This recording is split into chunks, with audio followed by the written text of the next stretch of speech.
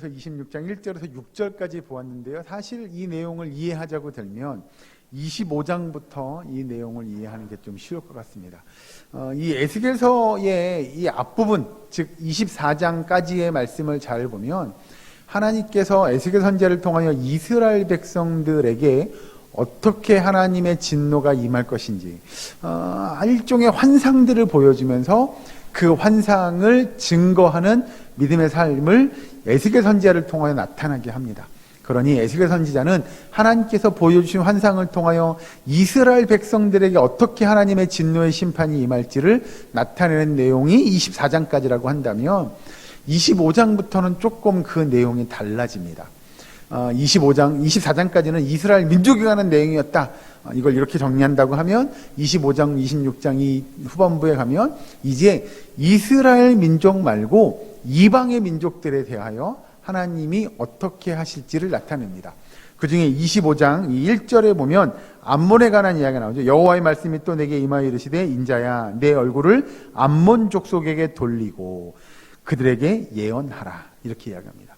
그러니까 여기서 이제 이야기하는 대로 이 22장부터 32장까지에 대한 내용이 나오는데 이건 이방 민족들에 관한 이야기가 나옵니다. 그 중에 25장에 암몬 족속, 그 다음에 뒤에 가보면 어떤 민족이냐면 모압, 에돔, 블레셋 이런 민족들이 이제 뒤에 쭉쭉쭉 등장하게 됩니다. 이게 이제 25장의 내용이 그렇게 등장하게 되고요. 그리고 이제 오늘 본문 26장부터 보면 어떻게 나냐면 두로, 시돈, 애굽 이런 나라들이 등장하게 됩니다. 그러면 이건 뭐냐를 의미하는 거죠. 왜 하나님께서 에스겔 선지자를 통하여 이스라엘 민족, 이 유다 족속에게 하나님의 진노의 심판이 임할 것을 이야기하고 그리고 나서 이 이방 민족들에 관한 이야기를 하나님께서 꺼내고 있느냐라고 하는 걸 겁니다. 먼저 아까 앞에 예를 들은 25장에는 어떤 민족이냐면 암몬, 모압, 에돔, 블레셋 그리고 26장에는 두로, 시돈, 애굽 뭐 이런 족속들이 등장합니다. 다 합치면 몇 개 나라죠? 제가 방금 불러드렸는데 몇 개였죠? 너무 순식간에 지나간 거라서 그죠? 다시 불러드릴 거예요. 25장에 보면 암몬, 모압, 에돔, 블레셋 그리고 26장에 보면 두로, 시돈, 애굽 몇 개 나라죠? 7개 나라가 등장합니다. 그럼 왜 굳이 이게 지금 왜 몇 개가 왜 중요하냐라고 하는 거죠. 여러분 성경에 아마 다른 목사님들의 설교를 들으셨어도 그런 내용들이 비슷하게 등장할 건데요. 성경에서 주로 등장하는 숫자 가운데 7이라는 숫자는 좀 특별한 의미를 갖습니다. 우리 권사님 앞에서 이렇게 빙긋이 웃으시는 건 그거 알고 있어 같은 표정 같은데 성경에서 이야기하는 7은 주로 뭐에 대한 개념이죠? 7. 그러면 이건 완전수 이런 내용들입니다. 그러니까 뭐가 완전함, 완벽함을 나타내는 거죠. 그래서 여기서 7개의 왜 이방 민족들 왜 중요한 게 이 7개가 중요하냐면요. 이스라엘 남유다 족속을 배경으로 중심으로 해서 그 주변에 있는 나라들이 그러면 7개만 있었겠느냐라는 거죠. 굉장히 많은 나라들이 등장합니다. 존재합니다. 그런데 하나님께서 이 7개의 나라들을 굳이 콕 찍어서 여기서 이야기하고 에스겔 선지자를 통하여 이야기하고 있는 내용은 이건 하나님의 그 말씀의 내용이 아주 정확하게 아주 완전하게 이루어질 것을 이야기합니다. 그러니 이방의 이 7나라들 7민족을 하나님께서 택해서 내가 그들에게 이렇게 할 거야 라고 하는 내용들은 분명히 이루어질 거라고 하는 그 언약의 메시지의 성격을 여기 이제 에스겔서에서 담고 있다고 하는 거죠. 그 중에서 이제 여기 성경이 이야기하는 대로 오늘 26장에 등장하는 나라는 어떤 나라죠? 자, 26장 2절에 어떤 나라요? 두로, 인자야 두로가 예루살렘에 관하여 이렇게 시작합니다. 그러면 하나님께서 오늘 본문에 등장하는 이 에스겔 26장 1절부터 6절까지 두로에 관한 내용은 도대체 무엇이겠느냐라고 하는 겁니다. 여러분 여기 오늘의 본문에 등장하는 두로라고 하는 나라들은요 사실 하나님께서 이것 가지고 이렇게까지 하실 일인가? 라는 생각이 아주 약간 듭니다. 다시 보시면 그 2절부터 볼까? 26장 오늘 본문 2절에 인자야 두로가 예루살렘에 관하여 이르기를 아하 만민의 문이 깨져서 내게로 돌아왔도다. 그가 황폐하였으니 내가 충만함을 얻으리라 하였도다. 이게 지금 뭐냐라는 거죠. 이스라엘 백성들이 하나님의 진노의 심판을 당하게 됩니다. 이건 우리가 잘 아는 내용이니까. 그들이 범죄함으로 하나님 앞에 벌받게 되죠. 그래서 이스라엘 백성, 이 민족이 속된 말로 하면 쫄딱 망하게 됩니다. 그 성이 다 회파되어지고, 그 다음에 그 궁전도 다 회파되어지고, 성전도 다 무너지고, 그러면서 많은 사람들은 죽고, 또 많은 사람들은 포로로 끌려가고, 또 혹자는 도망가고 흩어지고, 뭐 이런 일들이 이스라엘 민족에게 있어지죠. 그러니까 나라가 완전히 없어지죠. 그런 일들을 하나님께서 이스라엘 백성들에게 허락하셨습니다. 그러면입니다. 그런 모습을 바라본 오늘 본문에 등장하는 두로라고 하는 이 나라의 사람들은 어떠했느냐라고 한다면 다시 2절에 예루살렘에 관하여 이르기를 아하 만민의 문이 깨어져 내게로 돌아왔도다. 그가 황폐하였으니 내가 충만함을 얻으리라. 즉 뭐예요? 남유다 족속이 쫄딱 망했으니 내가 어떻게 된다고요? 내가 뭘 얻어요? 충만함을 얻어요. 이건 뭐에 관한 얘기죠? 왜 남유다 족속이 쫄딱 망했는데 이 두로가 충만함을 얻죠? 이건 좀 이해가 안 되시죠? 이게 결국 뭐냐면 그런 겁니다. 옆에 있는 나라가 하나가 망했어요. 망했으면 예를 들은 거예요. 거기서 이루어지는 모든 경제 행위들 또는 모든 그 살고 있던 사람들이 다 어떻게 돼요? 뿔뿔이 흩어질 거 아니에요? 그럼 다 어디로 가겠어요? 아, 여기서 못 살겠네. 라고 하면 결국 그 주변의 나라들로 다 흩어지죠. 이게 여러분 이해를 돕기 위해 설명을 드리자면 예를 들자면 그런 거죠. 유럽이나 남미에서 한참 사회적인 이슈, 여러분 뉴스 보시면 뭐 심심치 않게 등장하는 뉴스 중에 하나가 뭐냐면 난민에 관한 겁니다. 사람들이 우리 여기서 못 살겠다. 그러니 어떻게 해요? 다른 나라로 피난 가듯이 도망가듯이 다른 나라로 가잖아요.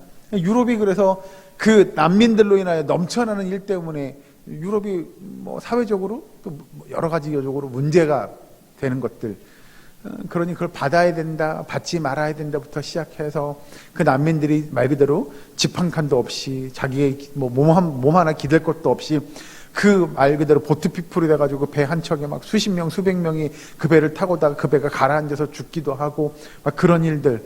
어떻게 그 배를 타고 넘어와가지고 말 그대로 여권도 없이 신분증도 없이 넘어와서 들어오는 거잖아요. 그러니 사회적으로 누가 들어오는지도 모르고 이런 사람들 이렇게 그런 문제들이 오늘날도 있는 거잖아요. 그럼 옛날인 거죠. 아주 이 구약 시대 때 이스라엘 민족이 거기 살고 있다가 망했어요. 그 살고 있는 사람들은 다 어디로 가요? 그 주변 나라들로 뿔뿔이 흩어질 겁니다. 그러면 그 사람들이 결국 어디에도 와요? 두로에도 올 겁니다. 그러니 이 두로의 나라 사람들이 뭐냐고 하냐면 26절에 만민의 문이 깨어져서 내게로 돌아왔도다. 그가 황폐하였으니 내가 충만함을 얻으리라. 그러니 그 나라가 망한 게 결국 나한테는 뭐가 될 거예요? 이득이 될 거예요. 이득이 될 거예요. 그러면 3절 보시면 그러므로 주 여호와께서 이같이 말씀하셨느니라. 두로야 내가 너를 대적하여 바다가 그 파도를 굽이치게 함같이 여러 민족들이 와서 너를 치게 하리니 라고 이야기하는 겁니다. 자, 여러분 잘 보세요. 여러분이 이제 두로 사람이에요. 저 옆에 나라가 망했어요. 우리가 경제적인 또 여러 가지의 혜택들 내가 이득을 볼 것 같아요. 그럼 여러분들 기뻐하겠어요? 슬퍼하겠어요? 기뻐할 겁니다. 기뻐할 거예요. 그래? 옆에 나라가 망했어? 그러면 야, 그 나라 사람들이 다 어떻게 되겠어? 다 뿔뿔이 터지겠네? 그런 거죠. 그 사람들을 순순히 받아줘요? 그냥 쉽게 받아줄 리는 없을 겁니다. 요즘으로 이야기하면 이민 가요? 그래, 우리나라로 이민 오세요. 뭐 이런 거는 되지 않을 거라는 거죠. 결국 그 사람들을 잡아다가 그들도 뭘로 쓰기 쉬워요? 요즘으로 이야기하면 옛날 말로 하면 노예가 될 거고 종이 될 겁니다. 왜요? 이사 오면 요즘처럼 뭐 돈을 바리바리 싸들고 짐을 바리바리 싸들고 이삿짐차 불러가지고 이사 오는 그게 아니잖아요. 나라가 쫄딱 망해가지고 흩어졌는데 말 그대로 집 한 칸도 없고 몸 기댈 것도 없이 그들도 도망왔을 거라는 거죠. 그러니 뭐 이건 노예로 쓰기에 충분할 거고 종으로 쓰기에도 너무 좋았을 거고, 그러니 뭐 두로는 사실 거짓말 조금 보태면 성경의 내용을 빌어서 우리가 이해할 수 있는 건 뭐냐면 굉장히 즐거웠을 겁니다. 여기서 이야기하는 대로, 아까 이야기한 대로 내가 충만함을 얻으리라 라고 이야기하는 건 아주 기뻐했을 거예요. 야, 그 나라가 망했어? 잘 됐네. 뭐 이런 거예요. 그런데 하나님이 두로가 그렇게 남유다족 속이 멸망한 그 사건을 가지고 두로가 기뻐했어요? 그가 즐거워했어요? 그 하나님께서 그 사건을 두로 너희가 그렇게 해? 내가 그 너희의 죄를 따져 묻겠다라는 거예요. 3절 그래서 여러 민족이 와서 너를 치게 하리라 라고 이야기하는 건 하나님이 그 두로가 어마무시한 죄를 짓거나 야 너희가 지금 이스라엘 백성들에게 그렇게 공격을 해가지고 이스라엘 민족이 그렇게 못살게 너희들이 힘들게 했어? 내가 너를 가만두지 않겠어 라고 하는 내용이 아니라는 거죠. 그냥 간단히 정리하면 그거예요. 남유다가 망했어요. 그걸 보고 잘 됐어. 야 우리가 이득 볼 것 같아. 나쁘게 표현하면 그 기뻐한 거 그거 하나 가지고 지금 하나님께서 그 두로에 사는 사람들에게 내가 너희를 다른 민족들이 너를 와서 치게 만들 거야 라고 하나님께서 이야기하는 내용이죠. 자, 여러분 하나님께서 그냥 그들을 심판하시겠다고 하는 이유를 간단히 정리하면 그들은 이스라엘 백성들이 패망한 그 나라가 멸망한 그 사건을 보고 기뻐했기 때문입니다. 그렇다면 이 여기서 등장하는 이 모압과 세일이 모압 족속이 뭐라고 했냐? 앞으로 잠깐 넘어가실까요? 25장 8절 말씀 한번 같이 한번 읽어봅니다. 모압과 이 세일이라고 하는 그 백성들이 이스라엘 백성들이 멸망을 보고 뭐라고 했냐면 25장 8절에 같이 했습니다. 시작. 주 여호와께서 이같이 말씀하셨느니라. 모압과 세일이 이르기를 유다 족속은 모든 이방과 다름이 없다 하도다. 아멘. 이게 뭐예요, 여러분? 예? 하나님께서 이스라엘 백성들을 이렇게 들어서 택하신 이유 중에 한 가지가 무엇이냐면 이스라엘 백성들을 제사장 나라 삼기 위함이잖아요.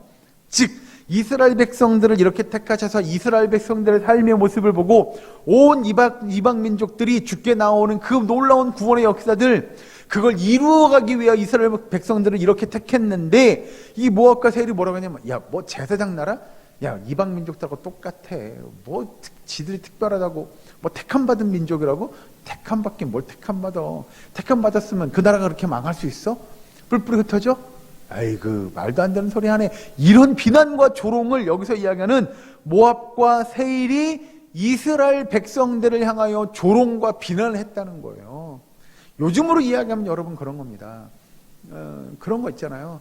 야, 뭐 요즘 교회 다니나 안 다니나 다 똑같던데? 라고 하는 거예요. 네?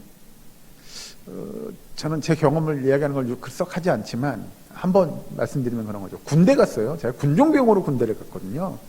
근데 이제 그 부대에 지금으로 이야기하면 주임 원사가 있었어요. 그런데 그러는 거예요. 제가 이제 군종병으로 2등병이 가니까 불러가지고 그러는 거예요. 네가 새로운 군종병이야? 뭐 이렇게 이야기하면서 야, 지난번에 그 군종병 걔는 보니까 뭐 술도 먹고 막 담배도 피우고 그러던데? 뭐 이러는 거예요. 네? 그래서 뭐 군종병이나 아니나 다 똑같이 하더라. 뭐 이렇게 얘기하는 거예요. 그게 이제 나중에 부대 생활을 하는데, 이제 중대 생활을 하는데요. 선임, 제 위에 있는 고참들도 똑같은 얘기 하는 거예요. 야, 요즘에 뭐 교회 다니는 애들도 다 술 먹고 담배 피던데? 이런 얘기를 하는 거죠. 네? 정말로 뭐, 군종병이기도 했고 신학생이기도 했고요. 믿는 사람이기도 했고요. 사실은 집안의 내력이기도 하고요. 술을 전혀 못 마시니까. 그래서 저는 술 마신 그 부대 회식하잖아요. 그럼 막 술 먹고 막 고주망타가 되고 막 널브러지고 막 오바이 타고 다 치우고 막 정리하고 이런 일들을 제대할 때까지 했거든요. 사실은요. 그런 거죠. 세상 사람들이 믿는 성도들을 바라보면 그렇게 조롱하고 비난합니다. 요즘에 뭐 믿는 사람들이나 안 믿는, 야, 교회 다니는 사람들 안 다니는 사람 다 똑같아. 라고 조롱과 비난하는 것 똑같은 거예요. 여기서 이야기는 아까 읽은 25장 8절에도 그렇게 이야기하죠. 유다 족속은 모든 이방과 다름이 없다라고 이야기하는 건 뭐 지들이 택함받은 민족이라고 소위 뭐 하나님께서 특별히 그들만은 택했다고 뭐 다 똑같아. 무슨 뭐 말도 안 되는 소리 하지 말라고 그래. 뭐 그런 조롱과 비난들을 그들이 했다는 얘기예요. 여러분 성경에 등장하는 나라를 보면 이스라엘 민족이 정말 빛과 소금의 역할을 감당하고 제사장 나라답게 그들의 민족의 삶을 살아내야 함에도 불구하고 그들이 그런 삶을 못 삽니다.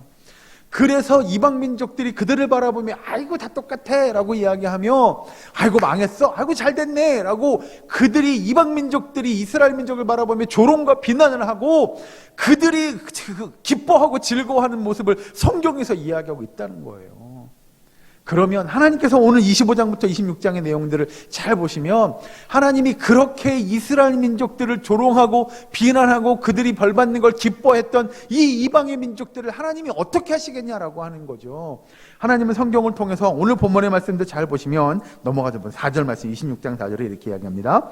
그들이 두로의 성벽을 무너뜨리며 그 망대를 헐 것이요 나도 티끌을 그 위에서 쓸어버려 맨 바위가 되게 하며 바다 가운데에 금을 치는 곳이 되게 하리니 내가 말하였음이라. 주 여호와의 말씀이라. 그가 이방의 노략거리가 될 것이요. 그렇게 이스라엘 백성들이 하나님의 진노의 심판을 받는 걸 보며 기뻐했던 그들을 하나님께서 쳐서 그들 또한 이방의 노략거리가 되게 하겠다라고 하나님께서 말씀하시는 줄로 믿으시기 바랍니다. 여러분, 이게 왜 중요하냐라고 하냐면 오늘을 살아가는 우리 성도의 삶에 있어서 믿지 않는 사람들이 성도들을 핍박합니다. 성도들을 조롱하고 비난합니다. 아유, 예수 믿는 사람들은 야, 교회 다니는 안 다니는 다 똑같아. 똑같이 하고 살더라. 이렇게 이야기하고요. 결국 그것이 교회 다니는 나를 향한 조롱과 비난이 아니라 우리 하나님을 향한 조롱과 비난임을 여러분 잊지 않으셨으면 좋겠습니다. 그냥 내 삶이 좀 잘못 살아서 하나님 앞에 그래요. 내가 실현 또는 내가 연단받고 내가 고통당하는 그것이 믿지 않는 자들이 바라보면서 쟤는 교회는 그렇게 열심히 다니면서 왜 저렇게 힘들게 살아? 하나님이 버렸나? 이렇게 조롱하고 비난할 수 있다는 겁니다. 그런데 하나님은 그럼에도 불구하고 그들이 하는 그런 조롱과 비난을 하나님은 다 아신다는 얘기예요. 그리고 성경에 등장하는 대로 언젠가 하나님께서 그들에게 그들의 조롱과 비난했던 그것처럼 똑같이 하나님께서 그들에게 하나님의 진노의 심판이 그들에게 내리게 하실 것이라는 그 믿음의 사실을 여러분 잊지 않으셨으면 좋겠습니다. 그러니 여러분, 어찌 보면 성도가 이 세상에 살아가면서 받는 잠시 잠깐의 조롱 또는 비난 또는 아픔, 슬픔, 힘든 시간들, 그건 아무것도 아닐 수 있습니다. 좀 크게 보죠. 성도의 삶뿐만 아니라 여러분 교회를 바라보면 그러는 거죠. 믿지 않는 사람들이 교회를 향해 비난합니다. 조롱합니다. 교회가 뭘 잘못했는지 모르겠으나 교회를 향하여 그렇게 믿지 않는 사람들이 온갖 조롱과 비난을 하는데 결국 하나님께서 언젠가 그런 그들에게 진노의 심판을 내리겠다고 하신 그 사실을 여러분 기억하는 저와 여러분 되기를 주의 이름으로 축원합니다. 이게 왜 중요하냐면 언젠가 먼 미래에 하나님께서 분명히 지금 이 에스겔 선지자를 통하여 이스라엘 백성들에게 또 이방 민족들에게 하신 그 언약의 메시지의 내용이 분명히 언젠가 우리가 살아가는 그 시대에 머지않은 시대에 이루어질 것이라고 하는 그 확신, 그 믿음이 우리에게 있기 때문에 이 내용은 너무나도 중요합니다. 자, 다른 시각으로 설명해 보겠습니다. 이건 오늘 하나님께서 에스겔 선지자에게 하시는 이 말씀은 다른 시각으로 바라보면 저와 여러분들에게 믿는 성도들에겐 진정한 소망의 말씀이 되는 줄로 믿으시기 바랍니다. 그리하여 여러분 우리가 살아가는 이 시간 동안 잠시 잠깐의 고난과 비난, 조롱, 아픔 이런 것들이 있을 수 있습니다. 그러나 이건 정말 잠시 잠깐입니다. 하나님께서 언젠가 그들에게 하나님의 진노의 심판을 내리시겠다고 분명히 약속하고 계심을 믿는 성도들이라고 한다면 오늘의 우리가 당하는 고난, 오늘의 우리가 당하는 이 슬픔, 이 힘든 시간들 이건 견딜 수 있는 겁니다. 충분히 견뎌낼 수 있는 것들이 될 겁니다. 자, 그렇다면 한 가지만 더 보고 말씀을 마치겠습니다. 하나님의 백성들이 멸망당하고 또는 하나님의 백성들이 아픔당하고 힘든 시간을 보내는 것들을 바라보며 이방 민족들이 조롱합니다. 비난합니다. 그런데 하나님께서 그들을 심판하겠다고 말씀하세요. 이건 좋은 일이죠. 아유, 그래도 감사한 일이죠. 기쁜 일이 될 겁니다. 그러면 더 중요한 건 왜 이런 일들이 지금 하나님께서 에스겔 선지자를 통하여 이 성경이 기록되어져야만 했느냐라고 하는 겁니다. 더 근본적인, 더 원초적인 문제를 우리는 좀 상고해 봤으면 좋겠습니다. 왜 하나님께서 에스겔 선지자에게 이런 말을 할 수밖에 없었을까요? 더 근본적인 문제를 따져 올라가면 결국 이스라엘 백성들이 뭘 받게 되냐면 하나님의 진노의 심판을 받게 되기 때문에 그렇습니다. 먼저 그들이 하나님의 말씀에 잘 순종하여 살았다고 한다면 그들이 바벨론으로부터 멸망당하는 일이 없었을 겁니다. 그들이 멸망당하는 일이 없었다면 이방 민족들이 그들을 바라보며 그렇게 조롱하고 비난하고 기쁨으로 기뻐하고 그들이 행복해할 만한 일들은 없었을 겁니다. 그들이 교회를 바라보며 조롱하고 비난하는 일이 없었을 겁니다. 교회가 교회다운 모습으로 세워졌다면, 하나님의 백성들이 하나님의 백성다운 믿음의 삶을 살아갔다고 한다면, 여러분 하나님께서 그들에게 진노의 심판을 내리는 일이 없었다고 한다면 여러분 이런 조롱과 비난이 없었을 겁니다. 그런데 이스라엘 민족이 그런 삶을 살지 못합니다. 이렇게 선택해서 제사장 나라 하나님께서 세워주셨음에도 불구하고 그들에게 맡겨진 사명들, 그 삶을 살아내지 못합니다. 그러니 그들에게 하나님의 진노의 심판이 임할 수밖에 없었고, 그러니 그 진노의 심판을 바라보며 믿지 않는 자들은 조롱과 비난을 할 수밖에 없었을 겁니다. 여러분 이렇게 놓고 보면 사실 누가 원인 제공을 했느냐 굳이 따져 묻는다고 한다면 그 먼저인 이스라엘 백성들에게 있지 않을까요? 그들이 하나님의 백성답게, 하나님의 자녀답게, 제사장 나라답게 신실한 믿음의 삶을 살았다고 한다면 이방 민족들이 그렇게 조롱하지 않았을 겁니다. 오히려 하나님이 바라는 대로 그 이스라엘 민족을 바라보면, 와, 하나님을 믿는 백성들은 저렇게 하나님의 복을 받는구나, 하나님께서 저 백성들을 저렇게 인도해 가시는구나, 하나님의 역사가 저렇게 나타나는구나 라는 것들을 보게 되었을 겁니다. 그러면 하나님이 원하는 대로 그 이방 민족들이 주님께 나오는 역사가 있었을 줄로 믿으시기 바랍니다. 여러분, 결론으로 말씀을 마치죠. 오늘을 살아가는 우리의 삶은 어떻습니까? 많은 믿지 않는 자들이 여러분의 삶을 바라보면 뭐라고 할까요? 정말로 죄송한데 여기 성경에 등장하는 이방인 민족들처럼 저 사람이 집사래, 예수 믿는 사람 맞아, 저 사람이 권사래, 저러고 어떻게 권사라고 그래, 저 사람이 장로가 맞아? 여러분 혹시 우리가 이런 이야기 듣지 않습니까? 그래서 한 사람들은 교회를 바라보면 어떻게 교회가 저럴 수가 있어, 와, 교회 다 썩었어. 여러분 인터넷만 들어가 보세요. 사람들이 교회만 나오면 그냥 댓글에다 뭐라고 적는지 진짜 부끄러워서 읽을 수가 없잖아요. 그건 교회가 교회답지 못해서일 겁니다. 성도가 성도답지 못해서일 겁니다. 우리가 정말 하나님의 신실한 믿음의 백성이고 자녀라고 한다면 하나님은 우리에게 하나님의 은혜의 역사들을 나타내 주시고 우리의 삶을 통하여 이방 민족들, 믿지 않는 자들이 주님께 나오는 역사가 있을 줄로 믿으시기 바랍니다. 여러분, 바라기는 우리의 사랑교회가 그랬으면 좋겠습니다. 믿지 않는 사람들이 우리의 사랑교회를 바라보면, 와, 역시 교회는 다르다고, 저 예사랑교회 때문에 우리 지역사회가 변화되고 이 나라 이 민족이 변화되는 일들이 있다고, 저 교회는 좋은 교회라고, 저 교회 다니는 사람들 대단하다고, 여러분 그렇게 많은 사람들로부터 인정받고, 그것이 결국 우리 교회가 칭찬받는 일이 아니라 하나님의 영광을 드높이는 일이 될 수 있기를 주의 이름으로 간절히 축원합니다. 여러분, 우리가 드러나지 않고 하나님이 드러나는 일, 하나님만이 인정받고 하나님만이 찬송과 영광받고 존귀함을 경험하는 그 은혜의 역사가 저와 여러분의 삶을 통하여, 우리의 사랑교회의 모든 권속들의 삶을 통하여 이루어져 나갈 수 있기를, 그리하여 우리의 사랑교회가 이 나라 이 민족을 위해 정말 헌신하고 쓰임받는, 온 열방을 위해 쓰임받는 그런 교회 될 수 있기를 주의 이름으로 간절히 축원합니다. 기도하겠습니다. 사랑간의 하나님, 감사합니다. 하나님, 우리의 삶을 주님 앞에 내려놓습니다. 주님, 우리의 삶을 인도하여 주시고 하나님 보시기에 칭찬하실 만한 믿음의 삶들이 되게 하여 주시옵소서. 아버지, 그리하여 아버지 우리가 왕같은 제사장으로서의 사명을 온전히 감당할 수 있도록 주여 인도하여 주시옵소서. 아버지, 그래야 믿지 않는 자들이 우리의 삶을 바라보고 우리의 사랑교회를 바라보며 하나님의 살아계심을 저들이 알게 하여 주시옵소서.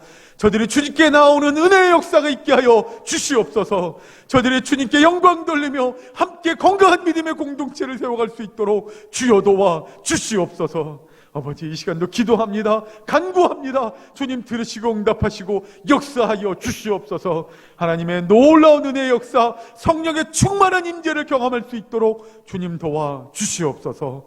예수님의 이름으로 기도하옵나이다. 아멘.